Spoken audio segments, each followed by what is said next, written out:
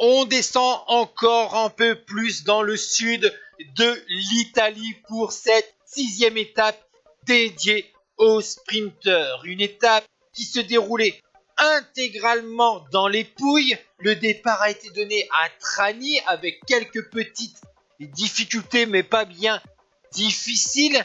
Direction Tarento, 165 km qui ne devrait donc pas échapper à un sprinter avec cette arrivée au sprint quasiment au bord de la mer. Vous voyez que les conditions climatiques sont très agréables. Il fait plus de 25 degrés. Il y a du soleil et les équipes de sprinteurs sont en ordre de marche pour pouvoir arriver ensemble avec un sprint massif et donc une victoire d'étape pour un coureur très véloce. Ici vous voyez le maillot rose Tony Rominger. Son but c'est de rester tranquillement au chaud dans le peloton, tandis que la course a été animée par deux coureurs qui étaient déjà échappés sur la 3e étape, deux coureurs italiens. Il y a le dossard numéro 5 du coureur d'origine de Vénétie, Bruno Kengalta, vainqueur du Trofeo Bernocchi en 94, deuxième aussi de l'Amstel Gold Race cette même année. Il y a le dossard 42 donc du coureur lombard Paolo Lanfranchi qui dispute sa 3e saison chez les professionnels au sein de la formation Breccialat. D'ailleurs, Lanfranchi va remporter le sprint Inter Giro que vous voyez là. Ils ont une avance insuffisante sur le peloton et vous voyez qu'on est à moins de 30 km de l'arrivée. L'écart est descendu sous les 40 secondes puisque derrière les équipes de sprinters, la formation Lampre de Jens Vorada, lauréat de 3 étapes en 94, et l'équipe Mercatone Uno du grand sprinter toscan Mario Cipollini, vainqueur de la 1re et de la 3e étape sur ce Giro d'Italia, eh bien sont en ordre de marche pour revenir sur les échappées.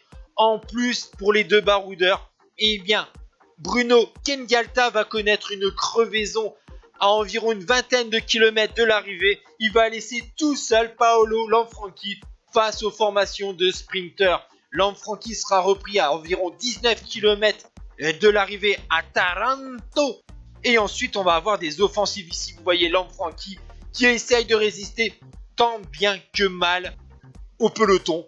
Mais malheureusement, vous voyez sur ces routes très larges, on est même sur une voie rapide.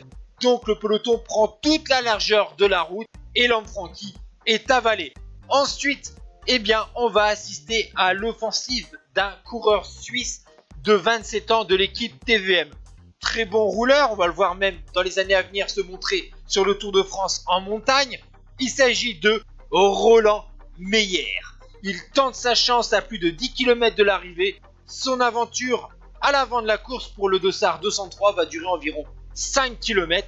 On va pas laisser le Suisse avec beaucoup d'avance, une quinzaine de secondes pour le 149e au classement général. Le peloton va revenir dessus et ensuite on va rester groupé pour une arrivée massive donc sur cette 6e étape. Attention, car la formation Gewis se positionne à l'avant du peloton parce qu'au sein de son équipe il y a un sprinter italien de 26 ans qui avait chuté il y a 3 jours mais qui a remporté 2 étapes sur Tirreno et 3 étapes sur la semaine catalane. Il s'agit de Nicola Minali. La Gewis voudrait bien remporter quand même une étape d'abord sur ce Tour d'Italie avant de jouer le classement général avec Evgeny Berzin.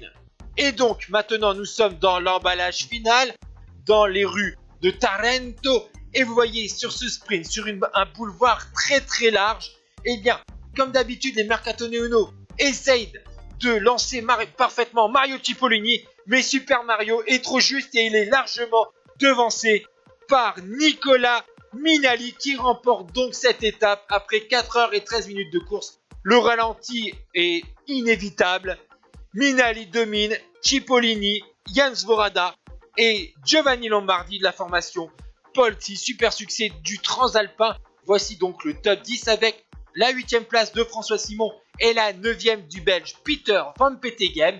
Et au classement général, bien sûr, après cette étape assez facile, Tony Rominger reste en rose avec 51 secondes d'avance sur Fondriest, 1,07 sur Casagrande et 1,15 sur Evgeny Berzin.